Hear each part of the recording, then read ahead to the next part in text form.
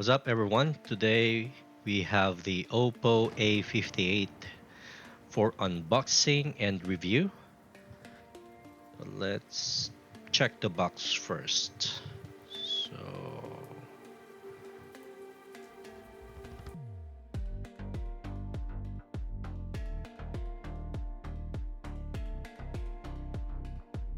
So what we have here is the glowing black version. So we have the 6GB RAM, 128GB storage. So let's open it.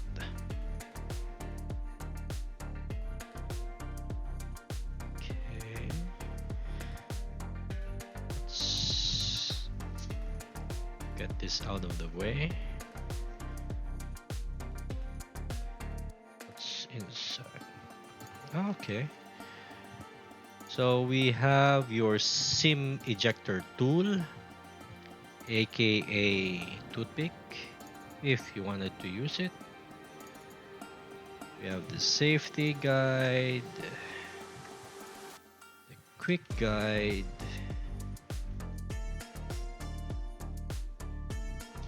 and another guide. So obviously we have this condom case. Let's check what's inside. So we have your power brick, which is 33 watt super VOOC or VOOC. I don't know how they pronounce that. We also have your power cable, which is a USB to USB-C cable. Okay, now with the phone, let's check it out.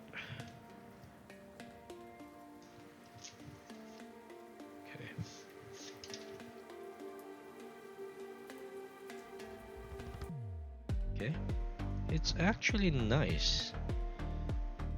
The sun is quite good.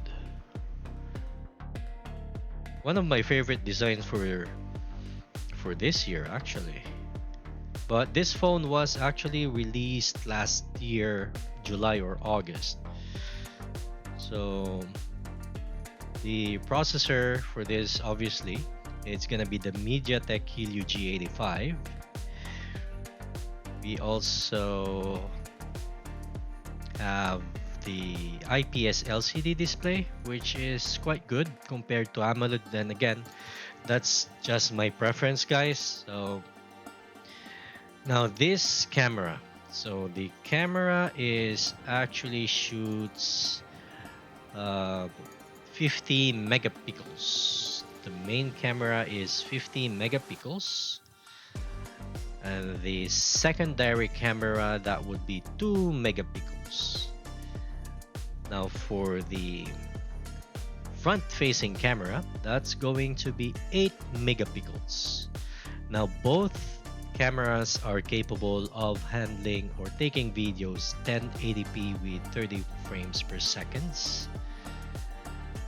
This phone also packs with 5.3 Bluetooth, and it has an NFC. So if you're into that, then you have the NFC on board, a 5000 milliamp battery, and we also have the 1080p screen or LCD display. Now let's check on the top. Nothing is on the top. Let's check on the side. So we have your fingerprint scanner and your volume rocker. We have your speaker, your USB port, 3.5mm jack, and I guess this is a mic. It's quite big actually for a mic. Now we have here your SIM tray. It's elegant.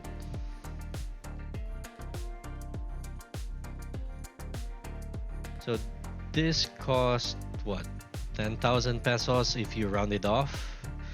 So if you're lucky, You may be able to get it on 9,000 pesos or maybe lower.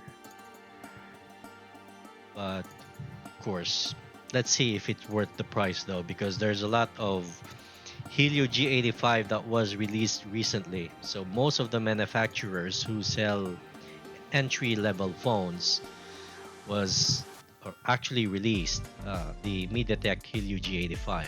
So the only thing that we have to look into here is that does it perform well when it comes to camera, front and back camera basically. Alright, so that's it. That's our quick unboxing. Nothing more to discuss about this phone except the full review of the Oppo A58.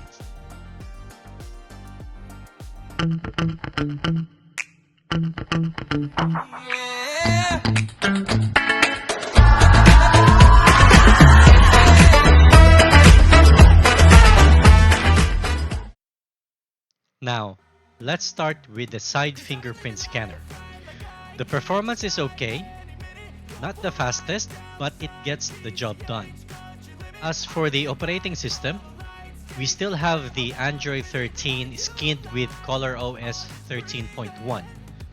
For those people who don't want to overcrowd their home screen, you can use the sidebar feature where you can put all of your favorite apps or most frequently used apps.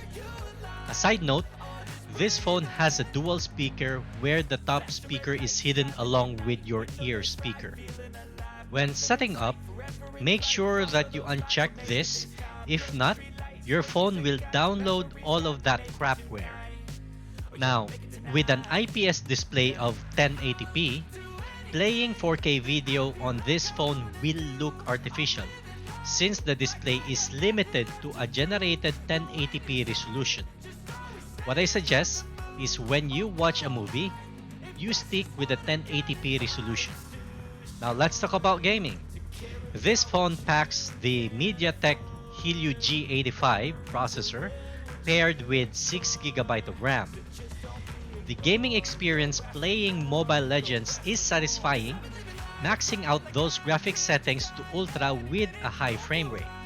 With Call of Duty, I did experience stuttering with the graphics settings set to medium and the high frame rate with a realistic graphics style.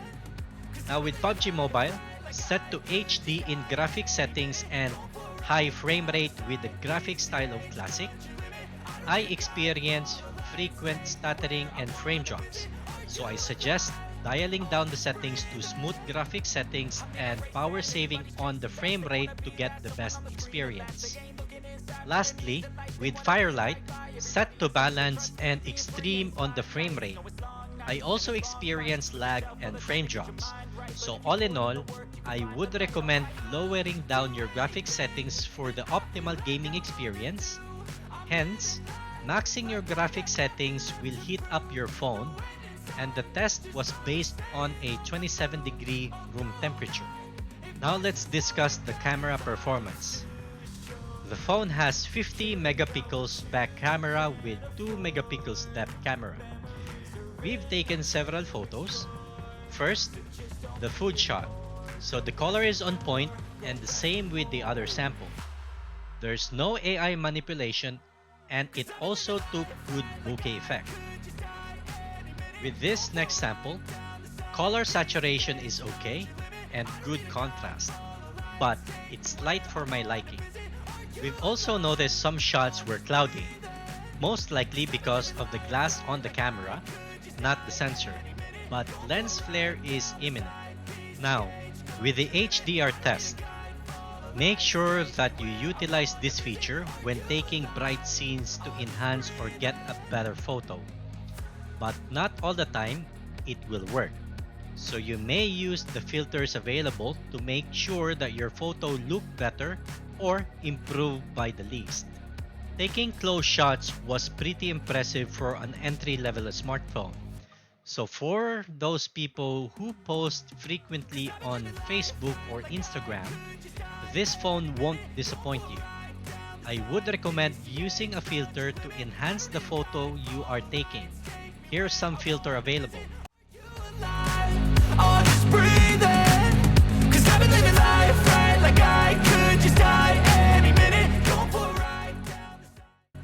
Now, what about taking photos at night, right? Well, this is where everything goes sideways.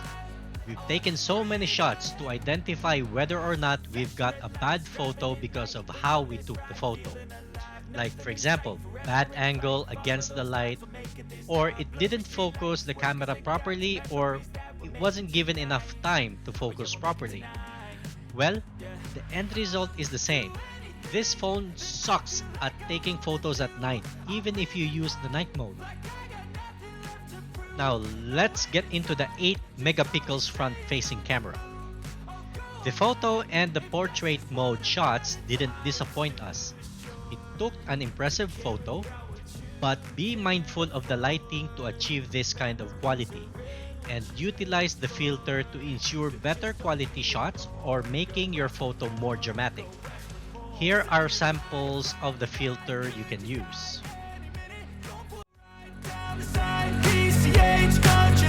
I don't need a guide, follow lights, take me where I wanna visit. Are you alive? I'll just breathe in, 'cause I've been living life right like I could just die any minute. Now, before we get into the evening shots using the front-facing camera, let's just mention something we've noticed when checking your photo. Apparently, the photo quality changes or shifted when it's being hit by a sunlight. The photo quality shifts to a softer tone. I know you may say it's because of the sunlight reflecting on the glass. That was my first thought. But when tested it twice on different angles, it really changes, so we don't know why or what's causing the shift of photo quality. Moving on, taking photos at night with less lit environment. It's okay, but I would never post it in social media. Even using flash will only give you a slight improvements. So make sure that you're in a well-lit environment to have a usable shots. Now, let's talk about our front video camera test. The camera was able to provide good contrast only on the hair of the subject and t-shirt, but it was too soft on the skin tone. As for the back camera video test, the quality of the video is okay, but I wouldn't recommend taking video when you are moving too fast. Otherwise, your video will be blurry. But what I've noticed is that the camera was able to adjust the white balance well. Overall, I wouldn't recommend this phone primarily due to its price.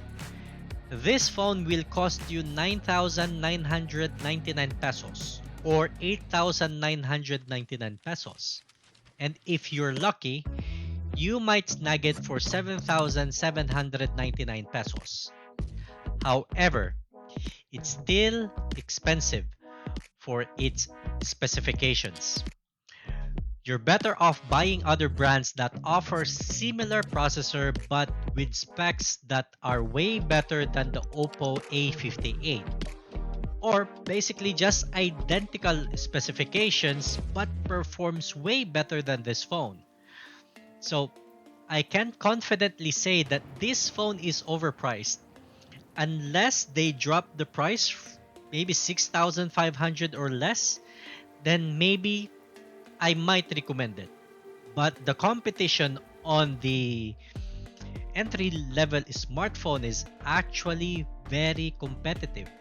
It's not just the flagship phones.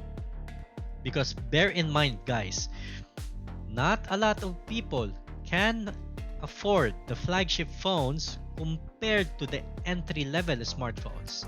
So there are more buyers from the entry-level smartphones compared to those flagship smartphones. So what do you think guys about this review? So if you like it, then like the channel, or better yet, subscribe. You have a good day.